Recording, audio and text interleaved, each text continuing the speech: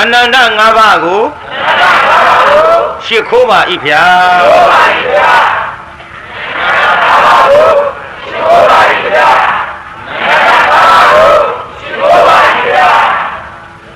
ခံကြသွားပြီ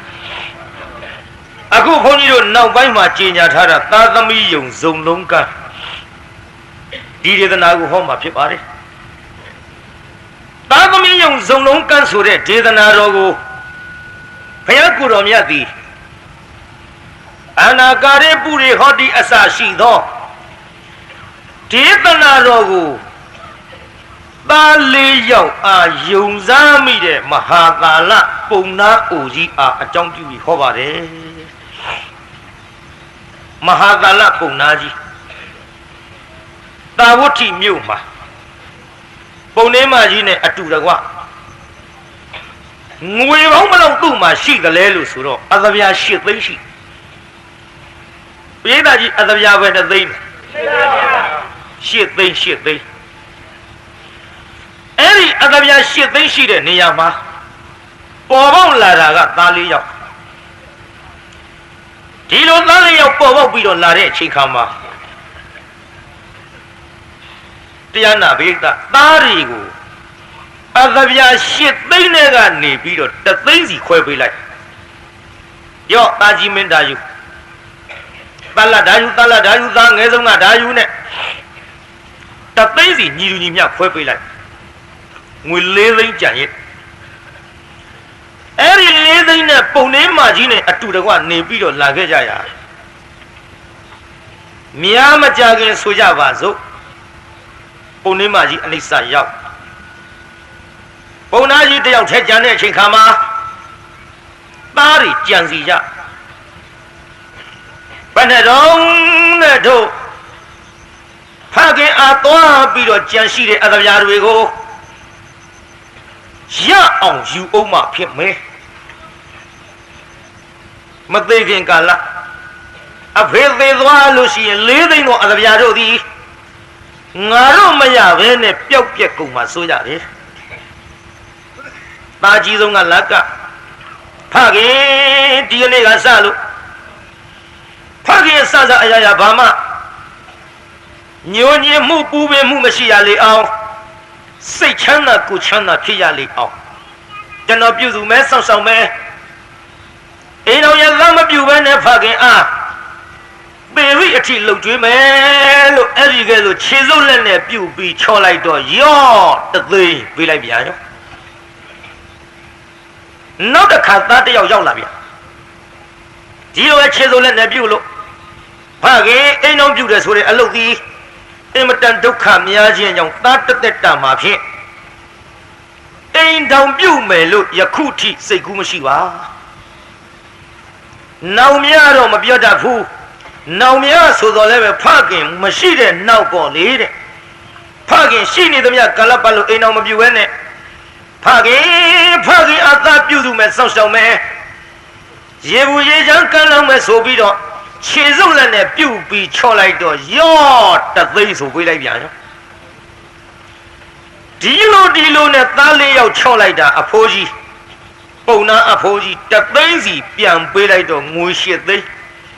သားလေးယောက်တယောက်2သိန်းစီယူလိုက်တော့ကုန်ဘာမှမရှိသူ့စိတ်ထဲလေအောက်မေ့သားရီပေးကြတဲ့ကဝဲတဲ့သားလေးယောက်ထောက်ထားတာရှိနေမှတော့အဖေမပူပါဘူးငါသားတို့ရဲ့ထံမှာတလှဲ့စီအဖေရှောင်းစားဖြစ်တယ်တို့တော်လည်းပဲတရားနာပိသသားလေးယောက်များသည်နောက်ကြတော့ငွေလဲလက်ထဲရောက်ရောအိမ်တော်တွေပြုတ်ကြအိမ်တော်ရလာတော့သားအကြီးရဲ့ထံမှာသွားပြီးတော့မိခိုကပ်ရပြီးတော့စားခဲ့သားကြီးထံမိခိုကပ်ရပြီးစားတဲ့အချိန်ခါမှာတဖြည်းဖြည်းနဲ့သားလုတ်သူကအဖေကိုသရာတော်လဲချွေးမလုတ်သူမသရာဘူးမှတ်ထားနော်အော်ချွေးမများလဲမှားစမ်းမရစီအိမ်တော်ရှင်မိမသားသည်လင်သားရဲ့မိဘရဲ့ချွေးမဆိုတာတော့သိကြပြီးသားဖြစ်ပါတယ်ဒီထက်အိမ်တော်ရှင်တွေလည်းအများကြီးပါကြပါလေချွေးမအခေါ်ခန့်တဲ့လူတွေ၎င်းနောက် မ်တော်မကြသေးတော့လဲပဲကာမတတ္တဝါတွေမှုနောက်အိမ်တော်ကြသောအခါမှာချွေးမအခေါ်ခံရမှာဖြစ်ချင်းကြောင့်မိမပိုင်းဆိုင်ရာကတော့အကြီးငယ်မရွေးမှတ်သွားကြချွေးမများသည်မလိမ္မာလို့ရှိရင်အပင်ငရဲထီအောင်ခံရကြပါလေဒါကြောင့်ဒီချွေးမများနဲ့ပတ်သက်ပြီးတော့မိမကောင်းနေထုံဖောင်းစင်လာကိုအရာယူစေခြင်းလုံးလို့ဘုန်းကြီးတို့ကိုယ်တိုင်ပဲဝိသခာရဲ့ဆုံးမ10ချက်ကိုအလျင်းသင့်တဲ့ဇတ်ထုတ်တွေထဲမှာဘုန်းကြီးတို့ထည့်ဟောခဲ့ဒီနေရာမှာချွေးမများရုပ်မာတော့မယ်ကိစ္စမဟုတ်တရားနာပိဋကကိုနည်းနည်းလေးလေးဘုန်းကြီးထည့်သွင်းပြီးတော့သတိပေးထားပါဦး။အဲဆိုကြည်စံနောက်ကလက်ချိုးပြီးတော့အလုံးအတွင်းမိအပြင်မထုတ်နဲ့အပြင်မိအတွင်းမသွင်းနဲ့ပေးသင့်တဲ့လူကိုပေးပါမပေးသင့်တဲ့လူကိုမပေးပါနဲ့ပေးသင့်သည်ဖြစ်စေမပေးသင့်သည်ဖြစ်စေပေးလိုက်ပါကောင်းအောင်နေပါကောင်းအောင်စားပါကောင်းအောင်အိပ်ပါမိကိုလှုပ်ကြွေးပါအိဥနကိုရှ िख ိုးပါဘယ်နှခုမှတ်မိပါလားပြောစမ်းဒီလေကြီးဘုန်းကြီးအားရှိအောင်တော့မှတ်မိပါဗျာပြောစမ်းဘယ်မှတ်မိလိမ့်မလဲကွယ်တစ်ခေါက်ထဲနဲ့ငါလည်းရိပ်မိတာပေါ့ဒါပတိတပတ်ရိုက်မေးရကဲ9ခုချင်းခွဲပြောမယ်နောက်ကမှတ်ဟိမလိုက်ဖဲနဲ့လက်ချိုးမှတ်နောက်ကအရင်9ခုပြောမိမပိုင်းဆိုင်ရာကများများကြီးမှတ်တဲ့ဟဲ့နှမငယ်များမှတ်သွားကြ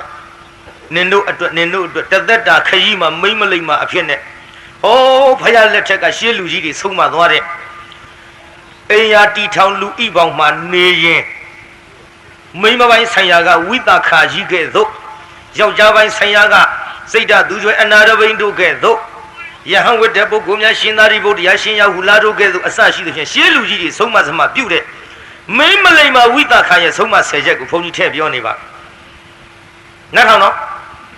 အတွင်းမိအပြင်မထုံးနဲ့အပြင်မိအတွင်းမသွင်းနဲ့ပေးတဲ့လူကိုပေးပါမပေးတဲ့လူကိုမပေးပါနဲ့ပေးတဲ့သည်ဖြစ်စေမပေးတဲ့သည်ဖြစ်စေပေးလိုက်ပါဘယ်နှခုတော့နားထောင်နော်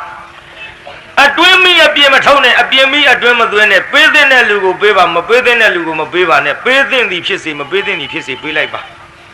ကဲရသွားပါပြီနောက်9ခုပြောကောင်းအောင်နေပါကောင်းအောင်စားပါကောင်းအောင်အိပ်ပါမိကိုလှုပ်ကြွေးပါအိဥနကိုရှ िख ိုးပါဘယ်နှခုဟုတ်ပါဗျာ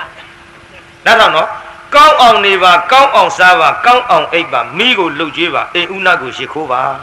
တပြောတာဘုန်းကြီးနဲ့အတူတူကောင်းအောင်နေပါကောင်းအောင်စားပါကောင်းအောင်အိပ်ပါမိကိုလှုပ်ကြွေးပါအိဥနကိုရှ िख ိုးပါဖြည်းဖြည်းဆိုပါခင်ဗျားတို့လည်းလိုက်ရမောတာကျောက်3နာရီ4နာရီဟောတဲ့ဘုန်းကြီးခင်ဗျားတို့လို့ဆိုရင်ထို့လဲဖို့ရှိအသက်မှမရှိပဲနဲ့ကောင်းအောင်နေပါကောင်းအောင်စားပါကောင်းအောင်တရောသမားကြီးကြာပြီဖြည်းဖြည်းသက်သာလုပ်ကြတယ်မနောက်ကလူလိုက်လာတဲ့အတိုင်းကဲအစအဆုံးသွားကြစို့အတွင်းမီအပြင်မထုံနဲ့အပြင်မီအတွင်းမသွင်းနဲ့ပေးတဲ့လူကိုပေးပါမပေးတဲ့လူကိုမပေးပါနဲ့ပေးသည်ဖြစ်စေမပေးသည်ဖြစ်စေပေးလိုက်ပါကောင်းအောင်နေပါကောင်းအောင်စားပါကောင်းအောင်အိပ်ပါမိကိုလှုပ်ကြွေးပါအိဥနကိုရှ िख ိုးပါဘယ်နှခုတော့ရိပ်သားကဲဆိုကြည့်သမ်းပါခင်ဗျားတို့ကြီးအတွင်းမိ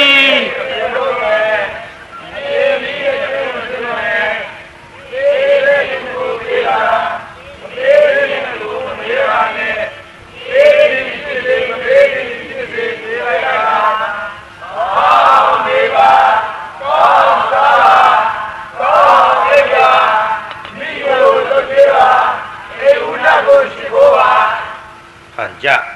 မှတ်မိသွားပြီအတွင်းမိအပြင်မထုံးနဲ့ဆိုလို့ကိုယ်အိမ်နဲ့ထွန်းထားတဲ့ညှိထားတဲ့ဖိုထားတဲ့မိသူများလာကူတာမယူနဲ့ပြောလို့တော်မလားဖယားမအောင်မင်းနဲ့အဲ့ဒီမိပြောတာမဟုတ်ဘူးလင်သားနဲ့ရောက်ခမအပြစ်ကိုအပြင်မထုတ်ပါနဲ့အတွင်းမိအပြင်မထုံးနဲ့ဆိုတာမ မှတ်ထားနော်လင်သားနဲ့ရောက်ခမအပြစ်ကိုရက်ထဲရှောက်မပြောနဲ့တဲ့ကန်ရှင်းရှင်းလေးပြောခဲ့မိတဲ့အဲ့ဒါတချို့ကပြောတတ်တယ်ရက်ထဲရောက်ပလားဆိုမှပြင်အိုးကျုပ်ကလင်သားမို့ပေါင်းနေရတာတဲ့ तू ကကောင်းတာမဟုတ်ဘူးတဲ့ကန်အတူတူနေပြီးတောင်ပြောမြောက်ပြောတယ်ကျုပ်ကရောက်ခမမို့အတူတူနေရတာတဲ့အသက်ကြီးပြီးမိုးကလင်းတာမဟုတ်ဘူးတဲ့မိုးမလင်းဘူးဆိုတာမလင်းတာပြောတာလင်သားနဲ့ရောက်ခမအရာထဲလျှောက်ပြောတယ်ဒီတော့အရာထဲကသဘောကောင်းရင်ကိစ္စမျိုးသဘောမကောင်းရင်တိုင်ရောတိုင်ပြီမိမကလေမင်းပြည့်တလျှောက်ပြောနေတာဒီမဲ့တော့ချွေးမကလေတော့ပြည့်တလျှောက်ပြောနေတာလင်သားနဲ့ရောက်ခမသဘောကောင်းရင်ကိစ္စမျိုးသဘောမကောင်းလို့ရှင်အရိုက်နဲ့ခံရ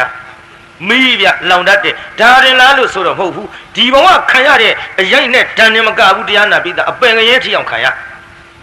ဒါကြောင့်အတွင်းမိအပြင်မထုတ်ပါနဲ့လင်သားနဲ့ရောက်ခမအရာထဲရှောက်မပြောနဲ့တော်ပြီဒါလောက်တယ်ခတ်တုတ်တုတ်လေးနောက်အပြင်မိအတွင်းမသွင်းနဲ့အရာထဲကရံပွားမဲ့စကားတွေကိုအိမ်နဲ့ပေါက်ပေါက်ရှာရှာယူလာပြီးလင်သားနဲ့ရောက်ခမအတိုင်တော်မထူနဲ့ဒါပြော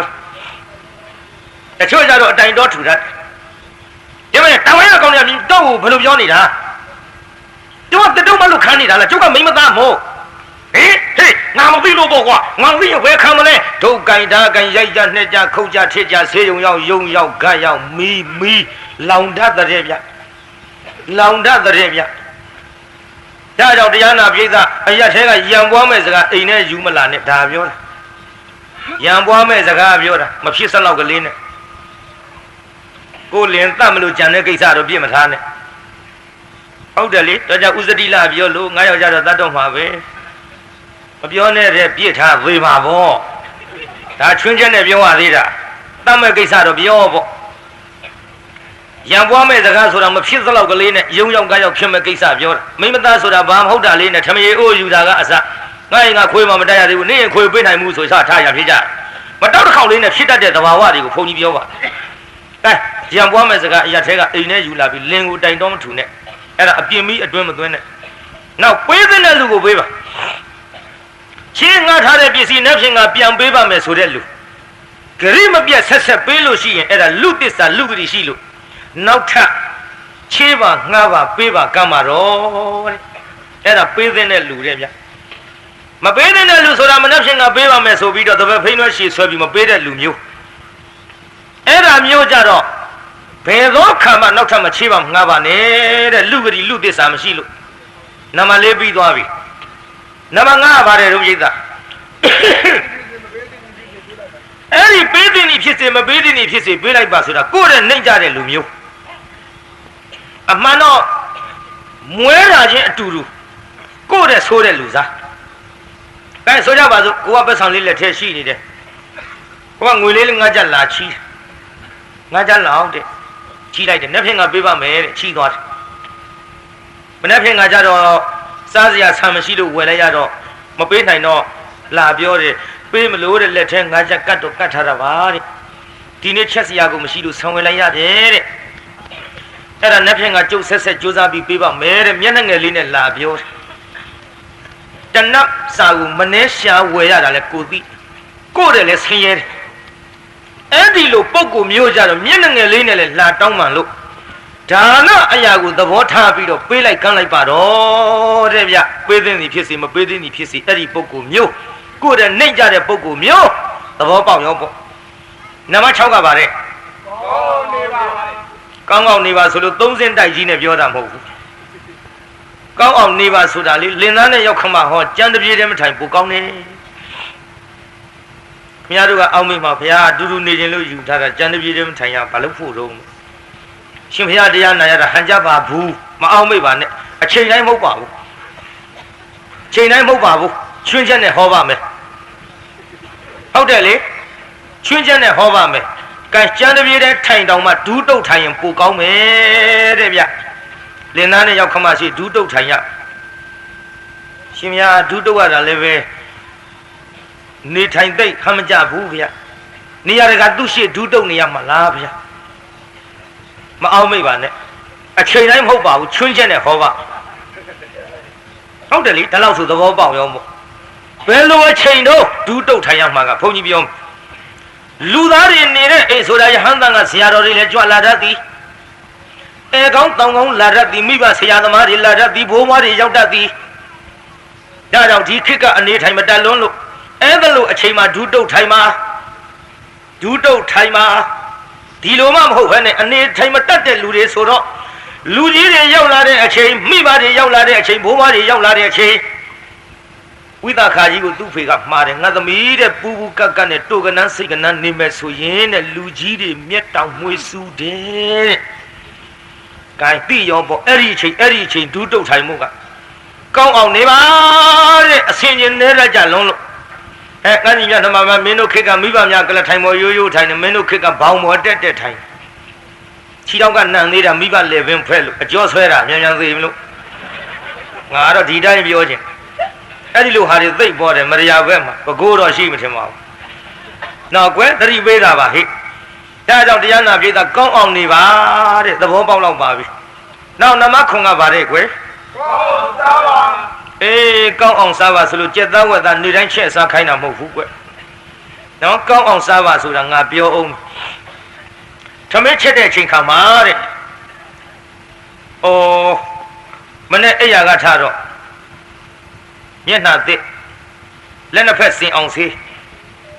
ဆွန့်ချက်မှာတဲ့ဆွန့်တော့တင်မှာတဲ့ဒီလက်ကတန်ခါဆွန့်လောင်းမှာတဲ့ဒါကြောင့်မျက်နှာတင်သိယုံမသိနဲ့ဆွန့်ချက်တယ်ဆိုလို့မိမတွေမမှတ်နဲ့တကားတွေရောပေါ့နော်ဆွန့်ချက်မဲ့တကားတော်မတွေနောက်မျက်နှာသစ်ပြီးတော့လက်နှစ်ဖက်ပါစင်အောင်စေးကြဘာလို့ခမရတို့လက်စေးခိုင်းတာတို့ဆိုတော့အဲ့နေတုန်းခမရတို့လက်အကြောင်းခမရတို့သိတာမဟုတ်ဟုတ်တယ်မျက်လုံးနိုင်နှာခေါင်းနိုင်တယ်ရည်စရာလောက်မှမသွားနဲ့သက္ကိစ္စဒါနဖြစ်ခြင်းရဲ့လက်နှစ်ဖက်ကိုဆင်အောင်စေပါဒီလက်ကဆွန့်ချက်မယ်ဆွန့်တော်တင်မယ်ဒါမှယူသေးတဲ့အကျိုးတရားတွေကိုနောက်ဘဝခံစားရမယ်မှတ်ပါဒါသက္ကိစ္စဒါနရည်စရာလောက်နဲ့တော့တရားကိုမှတ်မသွားနဲ့တကယ်ပြောနေဒါကြောင့်တရားနာပိဿကြီးလက်နှစ်ဖက်ဆင်အောင်စေသမင်းဟင်းချက်ဖျားဆွန့်တော်တင်တန်ဃာတော်ဆွန့်လောက်လင်းသားနဲ့ရောက်ခမကိုအရင်ခူးကျွေးပြီးတော့ကိုကနောက်ဝစားပါဒါကောင်းအောင်စားတဲ့နည်းရှင်ဗျာမိမသားဖြစ်ရတာရှင်ဗျာတရားနာရမှာစိတ်ပြက်ပါပြီဗျာဘယ်နဲ့ဗျာချက်တော့ပြုတ်တော့ကိုကဗျာသူတို့အရင်ကျွေးပြီးနောက်မှစားရမယ်လို့ဒါလင့်နောက်မှစားရတာစိတ်ဆိုးလို့တော့မဟုတ်ပါဘူးဒါပတိတပည့်တော်မတို့ကတယောက်မျက်နှာတယောက်ကြည့်ပြီးလက်ရည်တစ်ပြင်ဒီစားရှင်နာဗျာနောက်မှစားဆိုတော့ဒီလိုလည်းမအောင်မိပါနဲ့နေတိုင်းမဟုတ်ပါဘူးချွင်းချက်နဲ့ဟောပါမယ်နေတိုင်းမဟုတ်ပါဘူးဘယ်လိုနေတော့ဧည့်သည်တောင်းတယ်လာတဲ့နေ့ဘုန်းကြီးပြောမယ်နော်နောက်မှစားပုံလေးလင်မယားနှစ်ယောက်ရှိတဲ့အိမ်ထမင်းကိုပြိဿကြီးဘယ်နှစ်ယောက်စားချက်နှစ်ယောက်စားချက်မှာပေါ့ကဲဧည့်သည်တယောက်ရောက်လာတော့ဘယ်နှစ်ယောက်ဖြစ်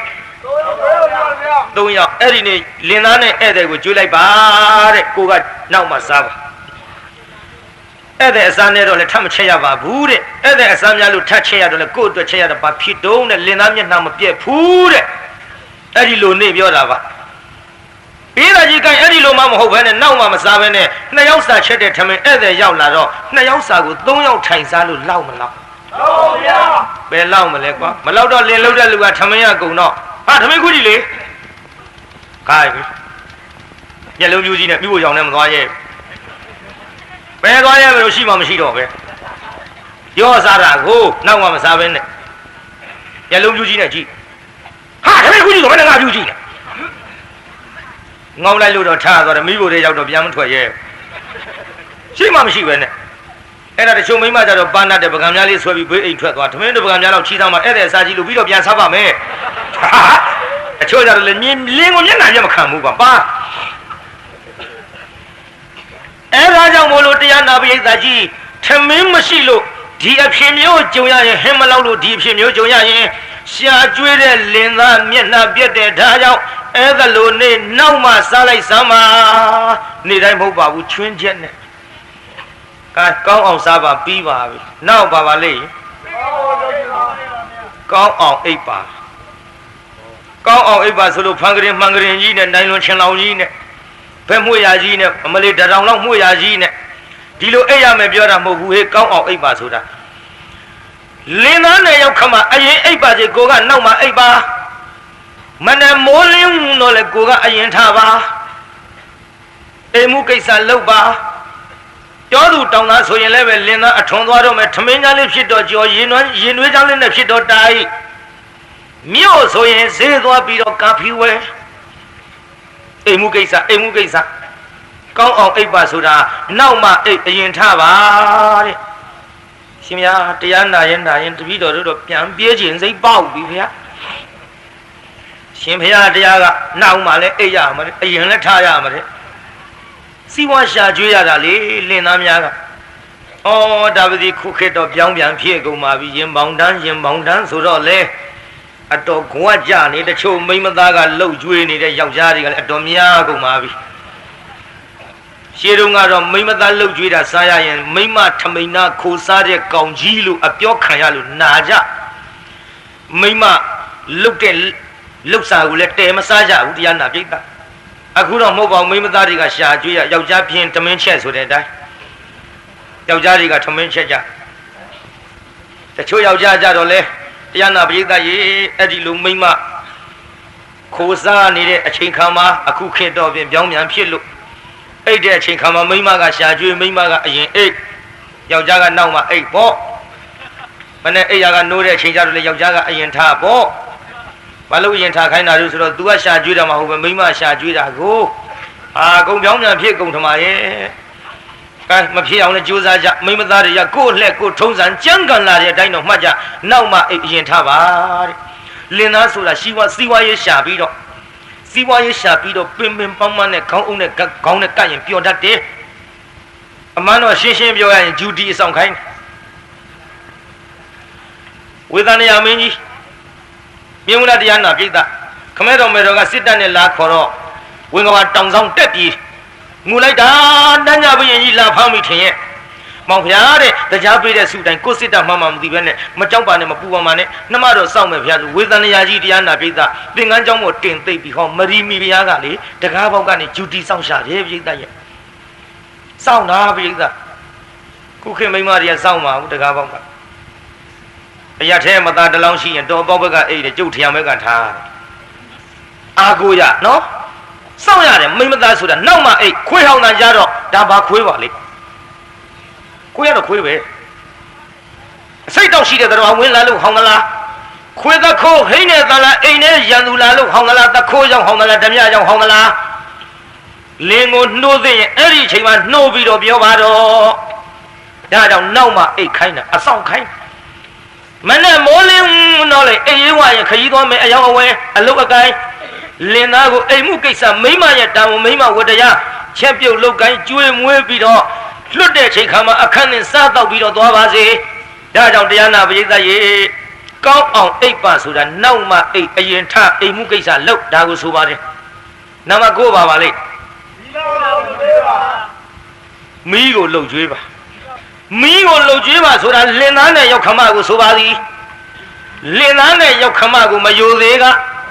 ဒီဘဝတွေမှာကအပင်ငရဲအပင်မိထီအောင်ခံရတတ်လို့လင်သားနဲ့ရောက်ခမမယိုသေးရင်အပင်ကြတတ်လို့မီးလို့ခေါ်ရတဲ့ကြောင့်လင်သားနဲ့ရောက်ခမလှုပ်ကြွေးပါလို့ဆိုတာမီးကိုလှုပ်ကြွေးပါလို့ဆိုသည်မီးကိုလှုပ်ကြွေးပါလို့ဆိုခြင်းကလည်းလင်သားနဲ့ရောက်ခမလှုပ်ကြွေးပါလို့ဆိုသည်ညတိုင်းအိယာလေးဖြစ်တော့ခင်းပေးရ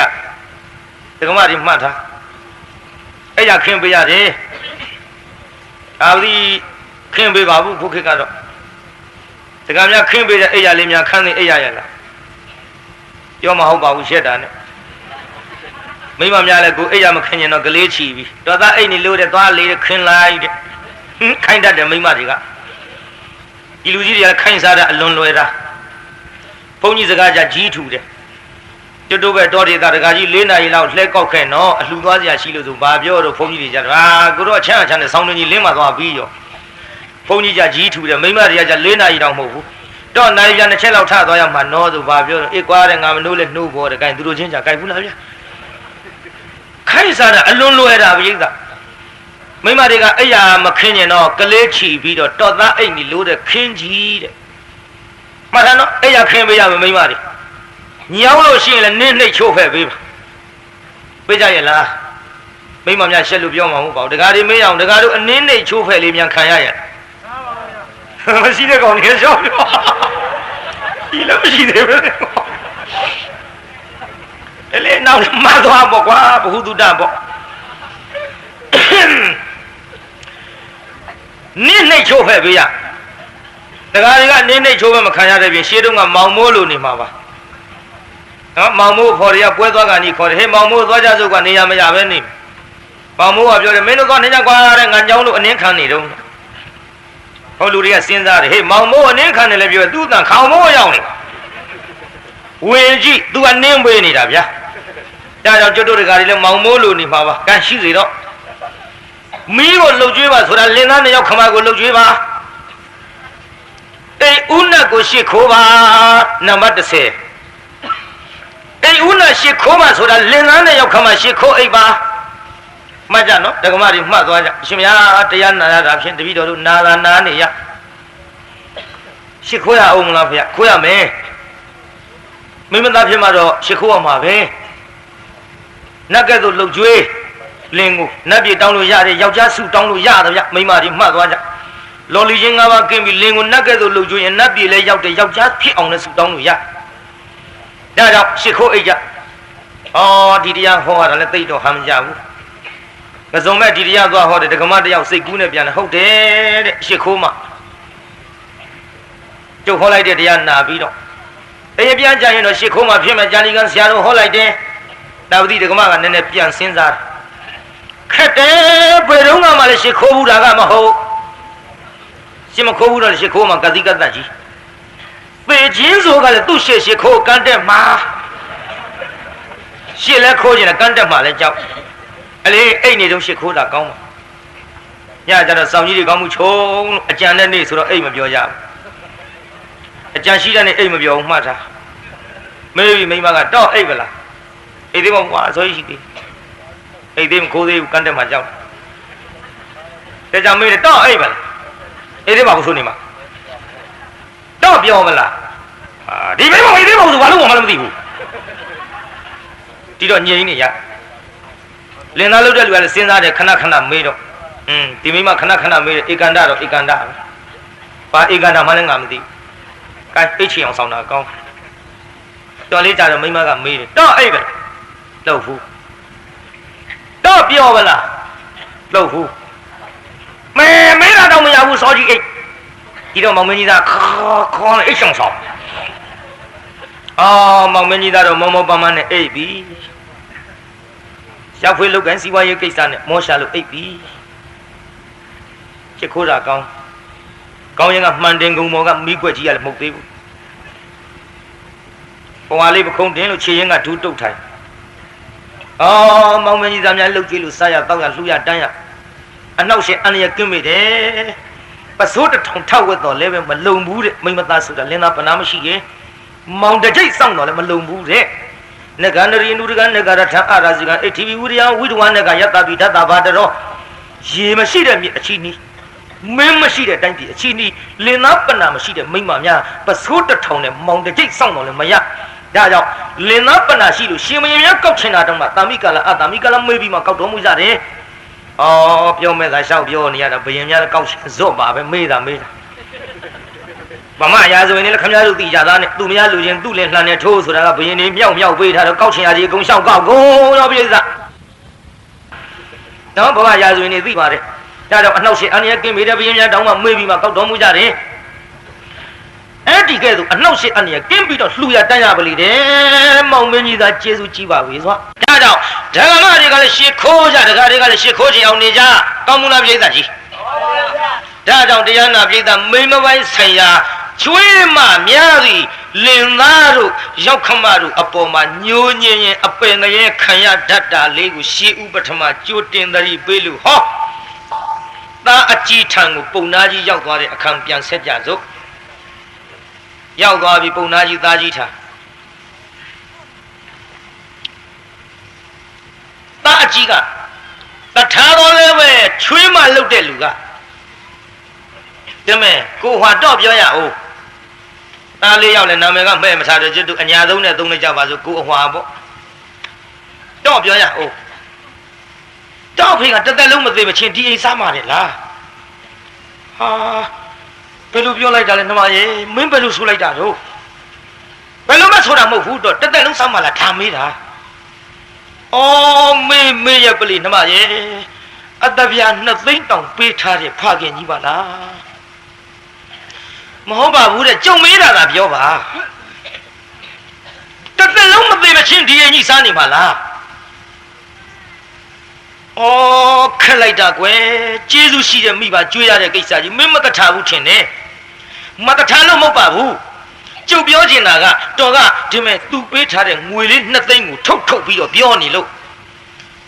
မင်းမပေးထားတော့မပြောလို့ဖြစ်မလားကွဒီမဲ့သား4 ယောက်ပေးတဲ့ချိန်ခါမှာတော့သားအကြီးဆုံးရဲ့လူများပို့ပေးသလားတော့2 သိန်းညီ3 ယောက်လဲ2 သိန်းစီဘယ်သူမှပို့ရတာမဟုတ်ဘဲနဲ့အကုန်လုံးသားလူကြီးများပေးထားတဲ့ကိစ္စမျှကျွေးပါစီဘောတော့ကျွန်တော်ကြီးကျွေးနိုင်ဘူးမင်းပြောတာလည်းဟုတ်ပြီသားပဲကဲအော်ငါအဖေပြောပါဦးမယ်ကွယ်ပေးတာကြီးတိုးစကားပြောပါညာဘယ်သူစကားအောင်မိမစကားအောင်ပါဗျာအေးကွာအမေပြောတော့တလှတဲ့ကွာမရပြောတော့ပါတဲ့ညပါဗျာခဏပါကွာငါပူလိုက်ရှင်လေတောက်လျှောက်ကွာတညဆိုကြားနေသေးမင်းတို့ခဏပြီးရောကြည့်ကွယ်အခုအောင်မြင်သွားပြီအောင်မြင်တော့အဖေကိုပြောတယ်ဘယ်တဲ့ကျွန်တော်တို့မိဘကျေးဇူးဆက်တဲ့နေရာမှာအဖေကိုကျွန်တော်တက်တက်လုံးကျွေးနိုင်ပါလေအဖေကျေးဇူးတွေလည်းဆက်လို့မကုန်နိုင်လို့တို့ဘာလို့လဲသားလေး3 ယောက်ကရှိနေသေးတော့အကိုကြီးကသူ့ကြီးကျွေးနေတယ်အဖေကိုတို့မကျွေးရဘူးအဖေကျေးဇူးတွေတို့မဆက်ရဘူးလို့အဲ့ဒါလို့အောက်မေ့နေမှစိုးရသေးဒါကြောင့်ဖေသားငယ်လေးတွေစီတလှဲ့သွားလိုက်ပါဦးအဖေကြီးကအဟုတ်မှရှာလို့အေးကောင်းပြီသားရဲ့တလအိမ်သွားတလအိမ်ကြတော့လေတရားနာပိဋကရက်ကလေးအတော်ကြာလာတော့ချွေးမကမျက်စောင်းတစ်ခဲခဲနဲ့ကျမဲတော့ကနောက်မှမွေးတော့အကူကြီးတဲ့ငယ်တယ်တော့အကူကြီးကဆန်းရင်ကုံလို့လူပါဝါတာတော့အကူကြီးကဆန်းရင်ကုံလို့လူပါဝါတာအခုလေသူတို့အိမ်ကျွေးနေရကနေပြီးတော့ဒီကိုလွတ်လိုက်တာဟာမဟုတ်ပါဘူးကွယ်သားရရဲ့ထံမှာတလဲစီစားမယ်သားတွေကိုလည်းလွန်းလို့သားတွေနဲ့လည်းခွဲပြီးနေရတယ်တစုတယုံနဲ့မဟုတ်တော့ဒီမှာတလဲအလုံးပြေလာတာနဲ့တူပါရဲ့အလုံးမပြေနဲ့တော့ကိုကြီးပြောလိုက်လို့လာမှာဒီမဲ့ဘာပဲဖြစ်ငွေပေးတော့က2 သိန်းစီပေးတာဘလို့မှပို့ပေးတာမဟုတ်ဘူးဟိုအငယ်ကောင်နဲ့ရှိလွတ်လိုက်ပါလားတော့လွတ်လိုက်ပြန်ရောလွတ်လိုက်တော့မရစကားနားထောင်ပြီးတော့အဖေကိုပြောအဖေညီအလတ်ကအဖေကိုမျောရှာမှာပဲညီလက်အိမ်တလက်သွားလိုက်အိုးအေးဟုတ်ပြီသားပဲကွသားရဲ့ထွက်သွားပြန်ရောသားလက်အိမ်သားလက်အိမ်ရောက်တော့လေဒီလိုပဲချွေးမကဒီမဲ့အစတုန်းကအကိုကြီးအိမ်နေတာနော်နောက်အကိုလက်အိမ်အခုကျွတ်တို့ရောက်လာပြီကျွတ်တို့လေဒီတိုက်ကြာထားလို့မဖြစ်ဘူးတက်တက်လုံးလည်းမကျွတ်နိုင်ဘူးဟိုအငယ်ဆုံးကောင်းရင်ပို့လိုက်မရတဲ့ဒီလိုလှဲ့ပြီးပြောပါများတော့မရစကားတွေနားထောင်ပြီးလှဲ့စီပို့နောက်သားအငယ်ဆုံးအိမ်ရောက်သွားအငယ်ဆုံးအိမ်ရောက်သွားတော့သားအငယ်ဆုံးရဲ့မိမကဒီမဲ့တော့ဖေဒီအိမ်ရောက်လာတာဘယ်လိုသဘောလဲဟာဘယ်နဲ့ပြောလိုက်တာလဲနှမရဲ့ဘယ်လိုသဘောရမလဲသား4 ယောက်ရှိတာသား4 ယောက်လွန်းနာနဲ့တလှဲ့စီလျှောက်သွားနေအဖေတယောက်ကျွေးရတဲ့အစာမများပါဘူးကွယ်မင်းမတထားဘူးလားမတထားလို့မဟုတ်ဘူးတော့သားငယ်ဆုံးဆိုပြီးတော့တချို့သားကြီးကိုပို့ချစ်တတ်တယ်တချို့သားငယ်ကိုပို့ချစ်တတ်တယ်အထွေးဆုံးအငယ်ဆုံးနဲ့ဒီလိုချစ်တတ်တဲ့သားမို့တော့အဖေကငွေ2 သိန်းထက်မြန်ပို့ပေးလို့လားသားလူကြီးမြောက်ပေးတာကျွတ်တူအိမ်ကြီးအကြာကြီးကျွေးမထားနိုင်ဘူးဒီလိုနဲ့တရားနာဝိသကြီးမရစကားတွေနားထောင်လို့နောက်ဆုံးကြတော့သားကြီးကလက်မခံသားလက်ကလက်မခံသားငယ်တွေကလက်မခံလို့မဟာတာလပုံနာကြီးတောင်ဝဲတစ်ချောင်းလက်မှာဆွဲလို့တရားနာဝိသကြီးယဟန်ပေါ့ယသိယဟန်ပေါ့ဘုရားကိုယ်တော်မြတ်ကြီးကံဆောင်ပေးတဲ့ဥပတံပရယဟန်မဟုတ်ဘူးပေါ့ပန္တရင်ကယဟန်လို့ခေါ်ပါလေခွက်လက်ဆွဲပြီးတော့အိမ်စင်းလျှောက်တောင်းဆရတဲ့ဘဝရောက်သား4 ယောက်ပြစ်ထားလို့ပုံနာကြီးလည်းအတော်ဒုက္ခများနေပြီ အဲ့ဒီချိန်ခါမှာတရားနာပြိတ္တအဝစာကလည်းညင်နွမ်းအစားကြပြန်တော့လေသူများပေသမျှစားနေရပါသဖြင့်အော်ငါသားမြမရစကနာထောင်ပြီးတော့မင်းတို့တွေရဲ့ဖဲကိုဘယ်သူမှဂယုမဆိုင်ကြတော့ပါလားသားတော်ရစက်နာကြီးလားကျွယုံတော့တစ်ဖက်ကန်းသာသမီယုံဇုံလုံးကန်ဆိုတဲ့ဇကာငါမစင်းစားမိလို့ရှိတဲ့အတပြာရှစ်သိန်းနှစ်သိန်းစီခွဲပေးလိုက်တော့သားလေးယောက်နဲ့ကုန်း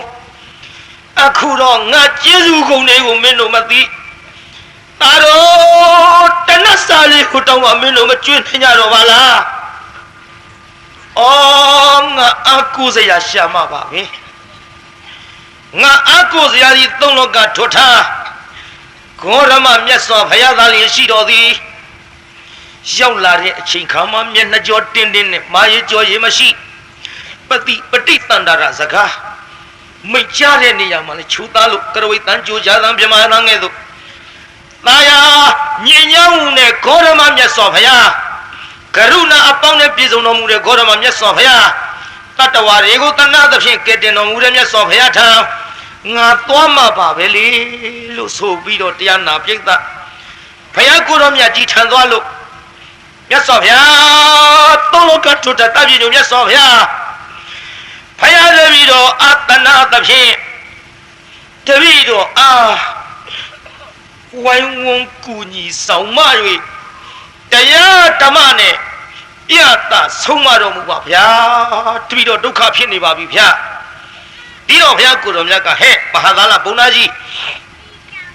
တင်းပြီးဘယ်လိုဒုက္ခရောက်နေသလဲမလားပါဗျာဘုရားတပည့်တော်သည်ပုံနှင်းမကြီးနဲ့အတူတကွနေခဲ့ရအသဗျာရှစ်သိန်းရှိပါဗျာ၎င်းတော့သားလေးယောက်ဖွားမြောက်သောအခါ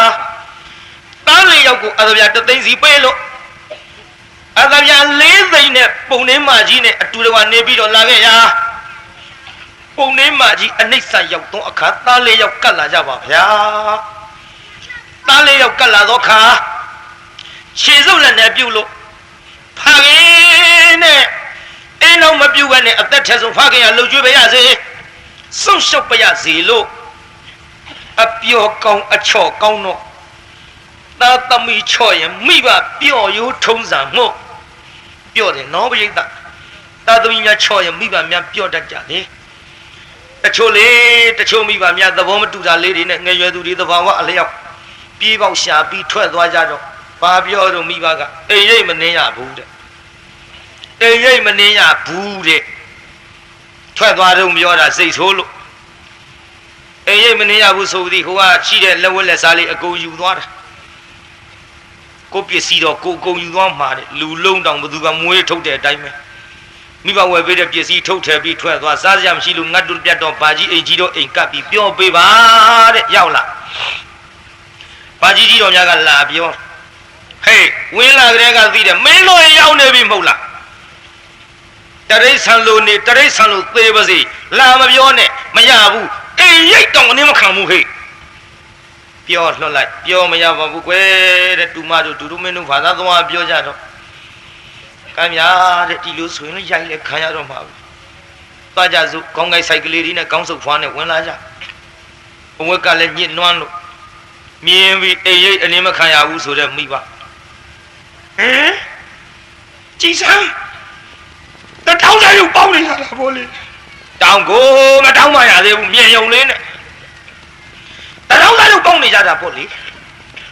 အနန္တရောက်တော့ကောင်းလေးနဲ့ခွေဖေမေကျွန်တော်တို့မှားပါပြီကျမတို့မှားပါပြီရရလဲခံမမယ်တပ်ပြရလဲခံမမယ်လို့မျက်ရည်စာလေးနဲ့ထိုးလိုက်တော့မင်းတို့မှန်မှန်သိရင်ပြီးတာပါပဲကွဟာຫນွယ်စိုးဆိုးလို့သာသမီချော်တော့မိဘများပြော့ကြရိုးဓမ္မတာမှန်ရလားပြိဿကြီးမှန်ပါဗျာဒါကြောင့်ကွယ်ငန်းကြီးများနှမများမိဘတွေကလေးကစားစရာအောက်မေ့ပြီးတဲ့ဒုက္ခမပေးကြစေခြင်းဘူးကွကြည့်ဟဲ့ခုတော့မှန်လားပါဗျာတဲ့တပည့်တော်လာပြီးချော့လို့တပည့်တော်ဖြင့်သားလေးယောက်ရဲ့အပေါ်မှာတသိန်းစီထပ်ပေးလိုက်တော့ငွေရှိသိန်း သူတို့2သိန်းစီရသွားလို့တပည့်တော်ကုန်ခဲ့ပါဗျာမြတ်စွာဘုရားခုတော့ချွေးမကြီးစကားနားထောင်လို့တပည့်တော်အဘသူမှမကြွေးကြတော့ဘူးဗျာအိမ်ထဲကိုလည်းအဝင်မခံကြတော့ဘူးအဖေလို့လည်းဘယ်သူမှအသိမှမပြုကြတော့ဘူးဗျာအဲ့ဒါလို့ရှောက်ထားလိုက်တော့ဘုရားကိုတော်မြတ်ကဟဲ့မဟာသလပုံနာကြီးရော့ဒီကားထားတွေငါသင်ပေးလိုက်မယ်ကွယ်ဘုရားကိုတော်မြတ်ကသင်ပေးဒါဝိဒီကျုပ်ကအဲ့ဒီဟာကိုမြင်းကြံလုံးကကျွတ်တို့သီဟိုသံနဲ့ရွတ်ခဲ့ဗမာကကခဂဂငသီဟိုကကြာချကြကြညအမှန်တော်ပါဠိရိုးရိုးကယေဟိဇတေဟိနန္ဒိတံယေသင်္စဘဝမိတ်စိတံဒီလိုရေးထားတာဧမန္တရေဟိတံပု္ပ္ပာတံဝဝါရင်တိသူကရာဒီတိုင်းရေးထားအဲ့ဒါကျုပ်ကတမျိုးရွတ်ပုံနံနဲ့တူလေမလားလို့ပေါ့လေယေဟိဇတေဟိနန္ဒိသံယေစံကြဘဝမိတ်စိတံတေမန္တရေဟိသံပု္ပ္ပံသံဝဝါရင်တိစုကရာကျမ်းဖန်ရွတ်အပန္တာจิรမောင်ဇမတတတတဟိဝါစရေရခသဗုဒ္ဓရူပေနာတေဇဟံတိဝယောဂတံမြင်းကြံကျမ်းဖန်ရွတ်တော့နောက်ရဲ့မေးတဲ့ပုံနာတွေကိုဗမာတွေကကျန်ဒီကံဆရာတော်ပုံနာလို့ရွတ်သွားတာဟုတ်သလားလို့ဆိုတော့ကျုပ်အစဉ်ပြေခြင်းတော့လေပုံနာတွေကဟုတ်တယ်လို့ဆိုတဲ့ဒီအဖြစ်ကျမ်းဖန်ရွတ်တာအစဉ်ပြေခြင်းတော့ပြောပါတယ်အဲ့ဒီလိုဂါထာတွေသင်ပေးလိုက်တော့ကမှပုံနာကြီးတောင်ဝှေးလေးကိုင်းလို့မြတ်စွာဘုရားသင်ပေးတဲ့ဂါထာအတိုင်းပုံနာတဲ့ဒီဂါထာကိုတပါးသောနေရာမှာမရွတ်နဲ့လူတွေများစွာစုယုံပြီးတော့စီဝေးနေတဲ့နေရာမှာသင်ရောက်အောင်သွားငါဘုရားသင်ပေးသောဒီဂါထာများကိုရွတ်လေတော့ဘုရားကသင်ပေးလိုက်အဲ့ဒီဂါထာများရတော့ကမှကြည်တရားနာပိဋကသူတို့ရဲ့မြို့အဲ့ဒီအချိန်ခါတုန်းကမိဘပေးကိုစားတောက်ပြီးတော့မိဘပေးတဲ့ပစ္စည်းကိုသုံးစွဲပြီးတော့မိဘများကိုမလုံမကျွေးပဲပြစ်ထားလို့ရှိရင်အဲ့ဒီလိုပုဂ္ဂိုလ်ကိုဝိုင်းပြီးတော့တတ်ကြစရာလို့ဂရိကဝရှိကြတယ်ဗျမိဘပေးတဲ့ပစ္စည်းယူမိဘပေးတဲ့ပစ္စည်းကိုစားတောက်ပြီးတော့မိဘမလုံကျွေးရင်တတ်ပြစ်ကြစရာနဲ့အဲ့ဒါလိုဂရိကဝရှိတဲ့အချိန်ခါဆိုတော့စီဝေးကြတယ်လူလူပရိသတ်ကြီးအစည်းဝေးရှိနေကလူများများရှိတဲ့အချိန်ခါမှာပုံနာကြီးရောက်သွားပုံနာကြီးရောက်သွားတော့မှလူလူပရိသတ်ထဲကိုဝင်အစည်းဝေးဆိုတော့လေလူပေါင်းစုံအကုန်လာရတော့သူ့သားတွေသမီးတွေလည်းအဲ့ဒီမှာရောက်နေမယ်ပေါ့ဒီတော့မှပုံနာကြီးကတောင်ဝှေးလေးတစ်ချောင်းကိုကင်လို့ဟိုရိမ့်ဒီကြိုင်နဲ့ယေဟိဇတေဟိနန္ဒိတံယေသင်္စဘဝမိတ်စိတံတေမန္တရေဟိတံပု္ပ္ပာတဝဝါရင်တိတုကရာလို့ရွတ်လိုက်အိုးလူလူပိသပေါင်းတို့ငါအမြင်အောင်ကြည့်ကြပါကုန်လို့ငါအမြင်အောင်ရှုကြပါကုန်လို့ငါဒီဟိုစီအခါကအသဗျာရှစ်သိန်းရှိသောပုံနာတစ်ယောက်ဖြစ်ပါသည်ငါဆင်းရဲတာမဟုတ်ပါဘူးအိုးပုံနာကြီးအသင်ဒီဆင်းရဲတာမဟုတ်ဖ ೇನೆ အခုကြည့်စားအဝတ်စားတွေကလည်းနုံလို့စုပ်လို့ပြတ်လို့အာဟာရဓာတ်ကလည်းပြေဝအောင်မှီတင်းရမထင်ပါဘူးကြည့်ရတာအယိုးပေါ်အရေးတင်ပါလားအယိုးပေါ်အရေးတင်မှာပေါ့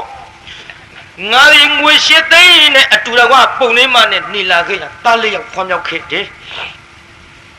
အဲ့ဒီတားလေးယောက်ကိုအသဗျာနှစ်သိန်းစီခွဲပေးလို့ငါလေတားရဲ့ထမတလဲစီတွားသွားပြီးတော့စားတော့ခဲ့ရတော့လေချွေးမများမတထရေးစားထိုးစားကိုစားခဲ့ရတယ်နောက်ချွေးမတွေဝိုင်းပြီးတော့လင်သားတွေကိုတိုက်အိမ်ဝက်ကိုခွေးတွေဝိုင်းပြီးတော့ကြိုက်တကဲ့သို့ငါကိုဝိုင်းကြိုက်ကြလို့ငါထွက်ပြီးတော့ပြေးခဲ့ရတယ်ငါဒီရှိသမျှအသဗျာရှစ်သိန်းတပြားမှမချောင်မဲနဲ့သားတွေကိုပေးခဲ့လို့ကျိုးယုံတော့တစ်ဖက်ကန်းသားသမီးယုံဇုံလုံးကန်ဆိုတဲ့ကဲ့သို့ငါမှအခုဇုံလုံးကန်ရပါပြီကျွေးမဲ့လူမရှိကြတော့ဘူးမွေးမဲ့လူမရှိကြတော့ဘူးရဲ့လို့လူလူပိတ်တကြီးအလေကောင်မှသိအောင်လို့ ငိုမလို့ကျူးယုံလျင်တစ်ဖက်ကောင်းတဲ့ဇုံလုံးကနဲ့အပြစ်ကိုရှာပေးသားကြီးဇုံလုံးကနဲ့အပြစ်ကိုသူရှာတဲ့တားလေးပြောင်းမလိမ့်ပါလားဟာရနဲ့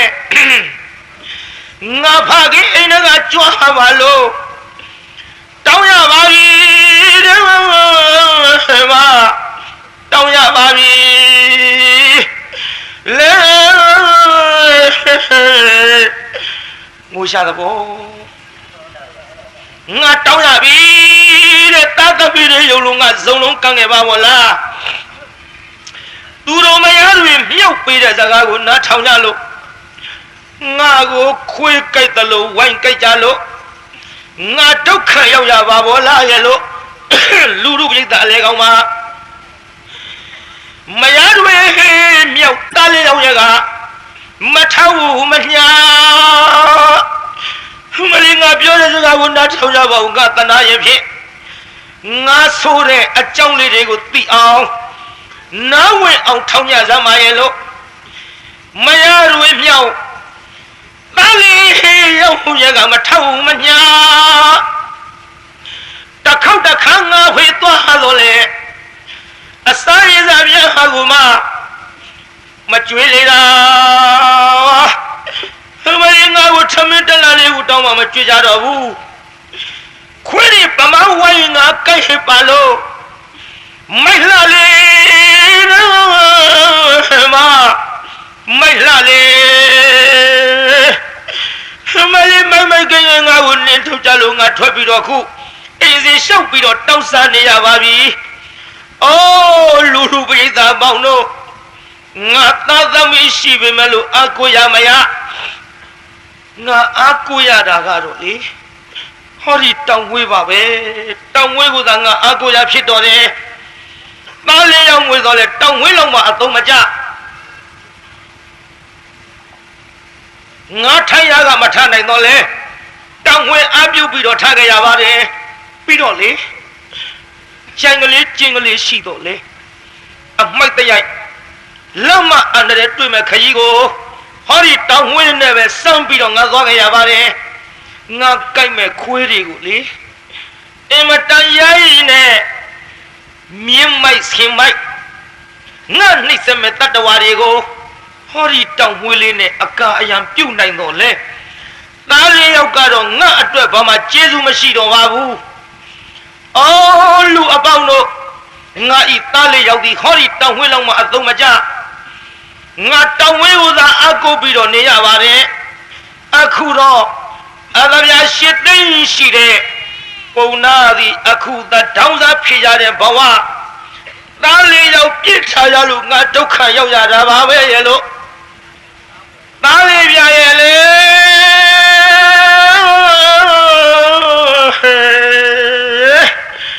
အဖိုးကြီးကျုပ်လောက်တော့အတန်ကောင်းမထင်ပါဘူးငိုတယ်လေအဲ့ဒီအဖိုးကြီးသူငိုတာကိုကျုပ်ကကိုယ်စလဲပြောဗျမယားခွေတွေမြုပ်ခပေးပါလို့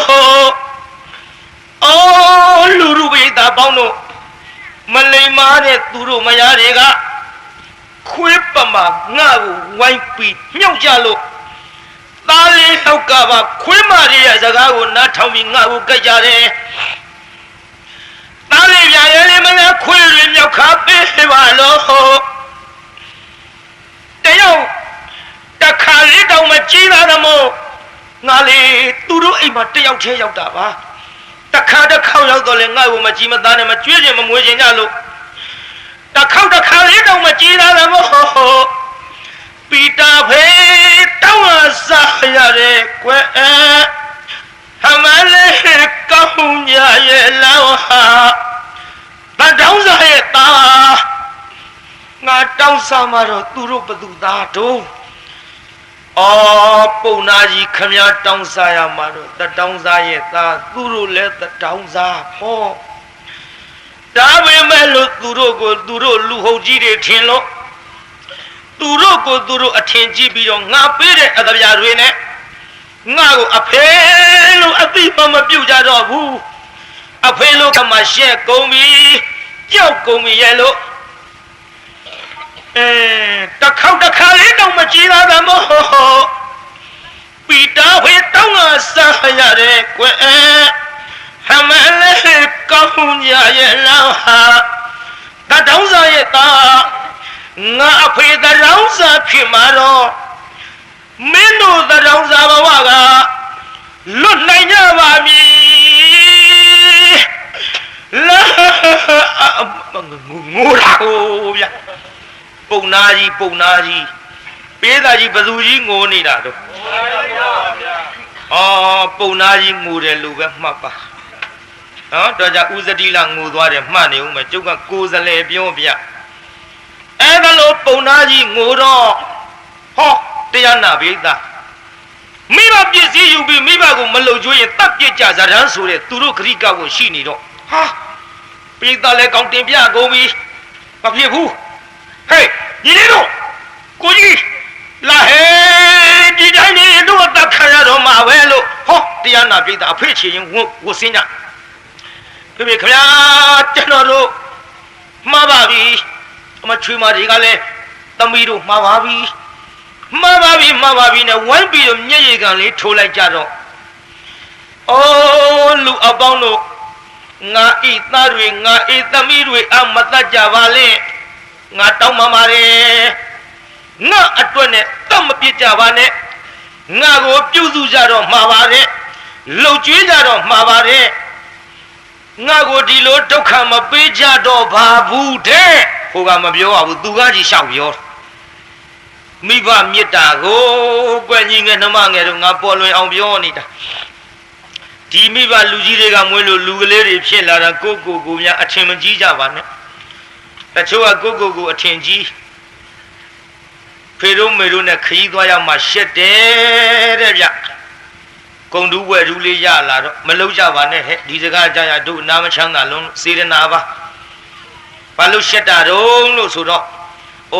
တဲ့ခင်နောက်ကြတယ်မဟုတ်လားတဲ့ရှေးလူကြီးတွေဆိုတော့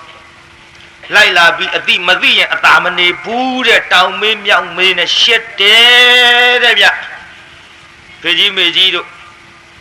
လူကြီးတွေနဲ့သွားရမှာရှက်တဲ့ခမရတို့ကလည်းသတိထားကြကိုသားလေးဂုံတူးဘွယ်တူးနဲ့ဆိုတော့ငါဘယ်ပို့ပါဟဲ့ညာပို့ပါဟဲ့ဘယ်သွားခြင်းသဟဲ့ညာသွားခြင်းသဟဲ့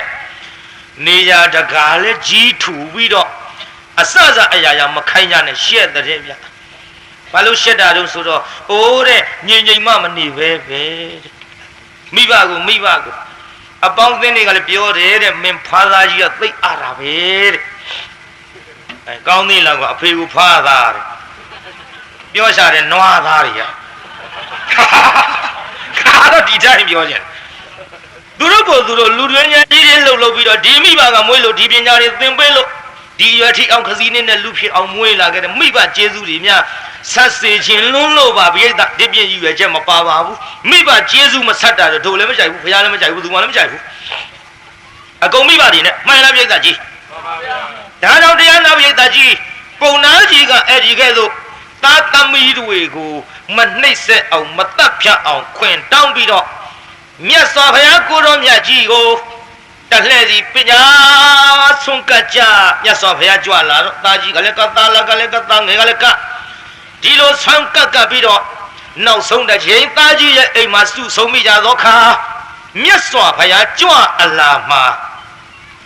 ဘုရားကိုတော်မြတ်ကြီးကသူတို့နဲ့တလျော်လျောက်ပတ်တဲ့ဒေသနာဓမ္မတွေပြလိုက်တော့ကြည်တရားနာပရိသတ်ပုံနာကြီးမဟာသာလနှင့်တကွသားလေးယောက်သမီးလေးယောက်ပေါင်းလိုက်တော့ဘယ်နှယောက်ဖြစ်သွားတယ်6ယောက်ပါဗျာအဲ့ဒီ9ယောက်စလုံးဒေသနာဝသန်နေသောတပတ္တိဖလေပဋိဋ္ဌာဟိဒိဋ္ဌိနဲ့ဝိစီကိစ္စကွာ၍သောတပတ္တိမဖို့စခန်းသို့ဆိုင်မြောင်ရရှာလေတော့တရီ